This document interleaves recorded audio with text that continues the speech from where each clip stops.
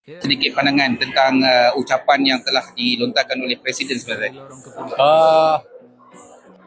Pertama, inilah ucapan dasar Presiden yang begitu kelas dan ucapan yang memperlihatkan UMNO sudah dengan realiti politik yang berlaku di hadapan kita.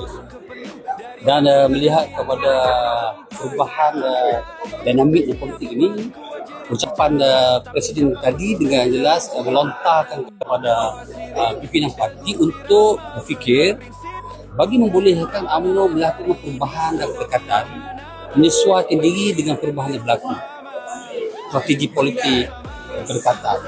Dan yang sangat penting diucapkan apabila lontaran idea yang Presiden menyebut tentang rumah bangsa.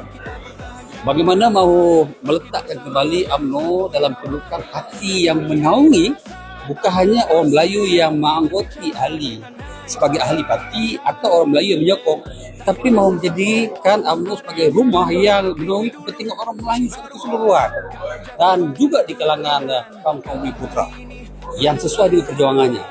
Namun dengan jelas juga melihat kepada situasi yang berlaku, UMNO mesti menjadi parti yang bukan hanya membela kepentingan orang Melayu Putra Islam, tapi juga membela kepentingan kaum-kaum lain sesuai dengan apa yang dituntut dalam perjuangan.